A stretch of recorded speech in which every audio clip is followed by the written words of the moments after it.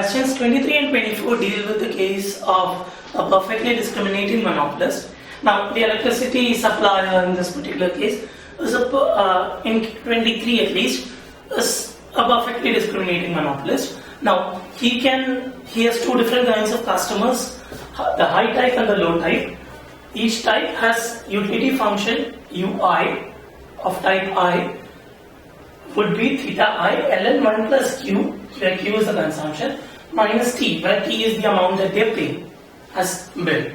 Right? Now, this is so for UH it would be theta H ln 1 plus q minus t, and let's say, the profit that the monopolist is able to perfectly distinguish between the high type and the low type in the moment he sees them. So what this means is that he can offer the high type a tailor-made choice of Q and T, tailor-made by him obviously. So that would be QH and TH, and the low type would be offered QL and TL. The aim of the monopolist obviously is to maximize his own profit. The way for him to do this is simply to make sure that he extracts any surplus that the consumer would be getting, which simply is to say that to set their utility equal to the reservation utility, which in this particular case is 0. Now, the profit, let's say that the Q and for the case of question 23 at least, Q and T are tailor-made for your type.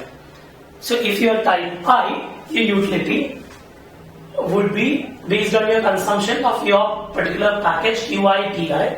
So that would be theta I ln 1 plus QI minus TI. Now, the profit that the monopolist makes from type I by selling them the package QI TI would be the tariff he charges them TI minus the cost of producing the QI amounts that he has to supply to them. Now, given this, and given the fact that a perfectly discriminating monopolist can extract all surplus from either type of consumer, you have UI equal to 0, which gives this relation between Q and T. That is to say that by setting this equal to 0, the package QHTH or QLTL will have Q equal to e raised to t upon theta minus 1.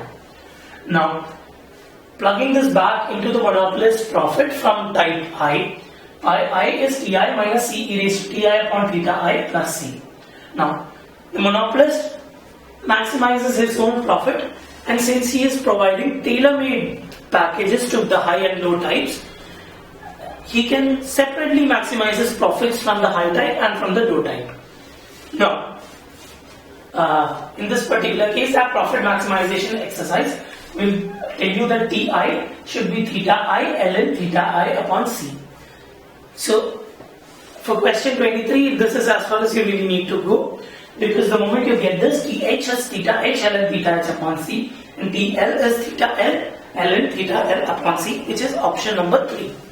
Now, the point here is simply this, that you give a tailor-made package of Ti and Qi to type I. The Qi, obviously, by plugging this back into this equation, you'll get Qi is theta I upon C minus 1. Now, the idea here is that if you're a high type and you're opting for the high type package, well, you're not really given a choice, but let's say you have a choice. If you're opting for the high type package, you're getting 0 utility because all your surplus is being extracted by the monopolist. Now, moving on to question 24, if the monopolist cannot distinguish between the two types and still offers these two packages and lets the consumers choose whichever package they want, the question is who can gain a positive profit by choosing their package and who cannot. The fact is very simple. If you choose your own package, the package which has been designed for your type, obviously you're not going to get any utility simply because that's the way the package has been designed. Let's say you choose your type. Let's say you choose the type of package which is meant for the other type of consumer. In particular, let's say that you are type I and you choose the package Q minus I, T minus I. For example, if you're H, that would be UH, QL, TL. So here minus I denotes the other type and you are type I. So your type I, so your utility from choosing Q minus I, T minus I would be theta I, since you are obviously type I, ln 1 plus Q minus I minus T minus I.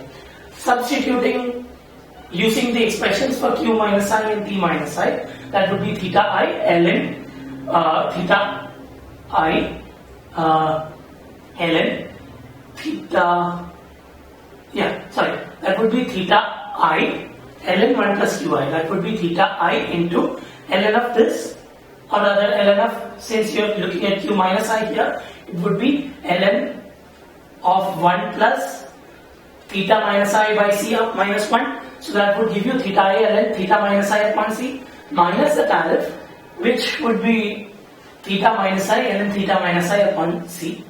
And this here, since ln theta minus I upon C is common, you can pull that out and you get theta I minus theta minus I ln theta minus I upon C. The log obviously is a positive quantity here. Why is the log a positive quantity? The log is a positive quantity because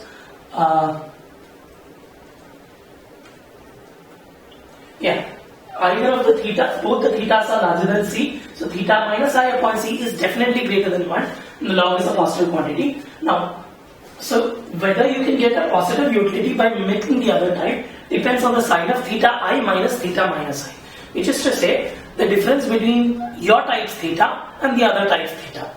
For a high type, theta H minus theta L is positive, and hence they can make gain a positive utility by opting for the low type package. However, if the low type opts for the high type package, theta L minus theta H is negative, and hence they would get a negative utility.